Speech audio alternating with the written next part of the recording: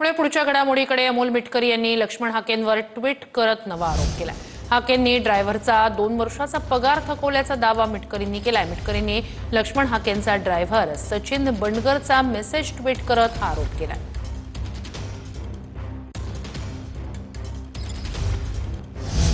हाकेंनी मागासवर्ग आयोगाचं पद गैरपद्धतीनं पदरात पाडून घेतलं असंही अमोल मिटकरींनी म्हटलंय।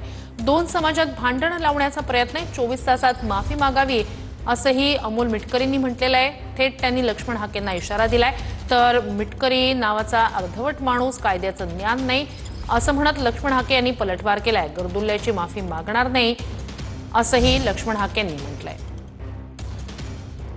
24 तासाच्या आत त्यांनी राज्याची माफी मागावी, मराठा समाजाला टार्गेट करायचं, ओबीसी समाजाला भूलथाप द्यायची आणि मी कसा ओबीसीचा नेता हे दाखवत असताना दुसरीकडे मात्र एकदम खालच्या पातळीवर टीका टिप्पण्या करून 2 समाजामध्ये भांडण लावण्याचा प्रयत्न करत असतानाच स्वतः मागासवर्ग आयोगाचं पद गैरप्रकारे आपल्या पदरात पाडायचं, राजकीय दडपशाही करायची, कुठं कार्यकर्ते मॅनेज करायचे, कुठं विड्रॉल करायला लावायचा, कुठं तोडपाणी करायचं, अशा तोडपाणी बहादराला त्याच्या जागा दाखवायला आज आम्ही हे आंदोलन या ठिकाणी करतोय। अमोल मिटकरी नावाचा माणूस हा अर्धवट आहे। अमोल मिटकरी या माणसाला कायद्याचं कुठलंही ज्ञान नाही। मी राज्य मागासवर्ग आयोगावर माझी निवड झाली होती। 24 तासामध्ये हाकेंनी माफी मागावी। कोणाची? ह्या गर्दुल्ल्याची? अमोल मिटकरीची माफी? कोण अमोल मिटकरी? जो ब्राह्मण समाजावर टीका करतो, मिमिक्री करतो। माझं आव्हान आहे, मी बीड जिल्ह्यात आहे। अमोल मिटकरी गर्दुल्ल्या, ये तू समोर माझ्या। वाय झेडचा अर्थ त्याला विचारा ना या माकडाला। या माकडाच्या कानाखाली परत एकदा सांगतोय, एका कानाखाली वाय आणि दुसऱ्या कानाखाली झेड मिळेल लवकरच। बटनाला जरी हात दाखवला त्याने लावून माझ्या वरच्या शर्टाच्या, तर त्याच्या मागचा पार्श्वभाग जो आहे ना, त्यानं पॅन्ट घातल्यावर पण वाय आणि झेड दिसेल, अशा पद्धतीचं मंजन त्याला आम्ही देणार। मी दारू पितो, तुम्ही काय मूत पिता का? काय पिता तुम्ही? तुमच्या पक्षातले कोण पित नाहीत? काय पिता तुम्ही?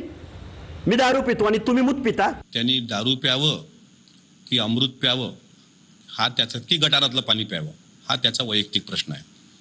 अमोल मिटकरी नावाच्या वरिष्ठ सभागृहात अजितदादांनी त्याला संधी दिल्या। या माकडाला काय संधी दिल्या? वरिष्ठ सभागृहात या माकडाला संधी दिल्या।